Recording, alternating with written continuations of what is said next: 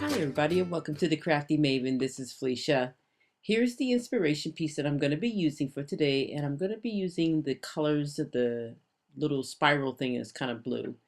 There was a photo there of my granddaughter that I'm going to be scrapping, and I'm going to be using a sketch that I have also as well. But oh my gosh, I love this photo of her because she's just casually just sitting there with cookie crumbs all over her face because she just got finished eating a caramel apple dipped in Oreo cookie crumbs. Oh my gosh, it just sounds like a toothache waiting to happen. But anyway, so I decided to go ahead and take that photo of her and then go ahead and scrap it because I love how she smiled with the cookie crumbs all over the place, all in her on her cheeks and on her chin and in her teeth, which I thought was pretty funny. So here I'm creating a few layers here that I'm going to be using. Now I know it's Art Party Friday and I decided to go with some mist. Now, unfortunately, I didn't get a chance to really show you how I mist, but you're going to see the finished product. But I took a couple of mists that I have and I decided to go ahead and mist my own background and make my own background paper with it. So here I thought I was going to be using this paper. And then I realized, oh, I like those roses on the other side. So I don't know. So you could see me flip it over a few times. So here's what I decided to do is I decided to create this background here with using the Delusions mist. And I have some of the bigger droplets on there, which is purposely done. And then because it warped a little bit, I'm going to go ahead and mat it here on this blue paper. Now, Art Party Friday doesn't necessarily mean that you have to bust out some paints and, mixed media or anything like that. You can take what you have and you can create your own background.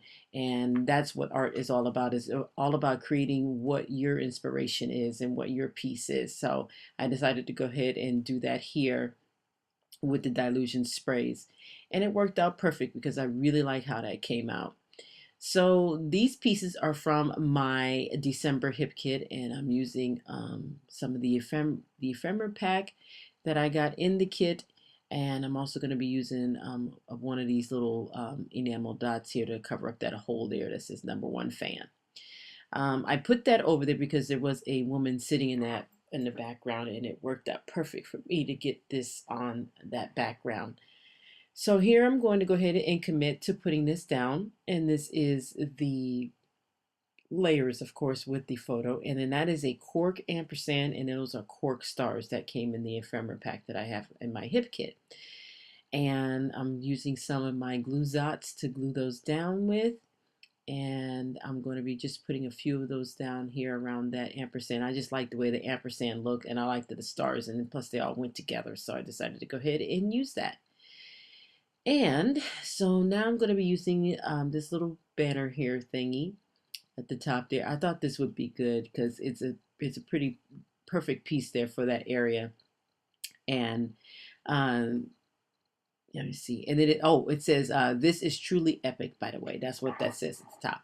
So these stickers, which are really, really cool, came from out of my hip kit as well, and I love them. So there are words, of course, and I decided to go ahead and use the word chill because that's exactly what she's doing. She just got finished gorging herself on a caramel dipped on a dipped apple in caramel with cookies on it, and she just felt so satisfied until the sugar hits. And so that was a good time there. We had taken him to Apple Hill here, located in uh, El Dorado Hills there, and it was great. We had a great time up there with the kids.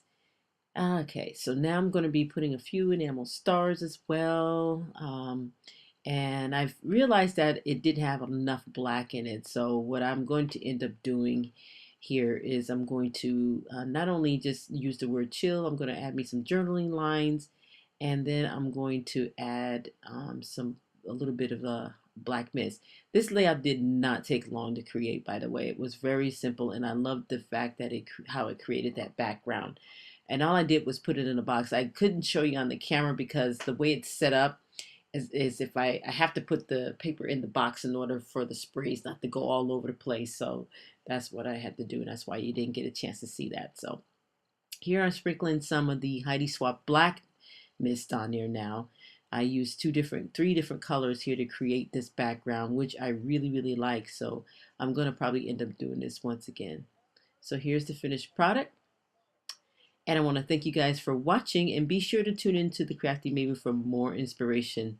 Take care, guys, and have a great and wonderful day. Bye-bye.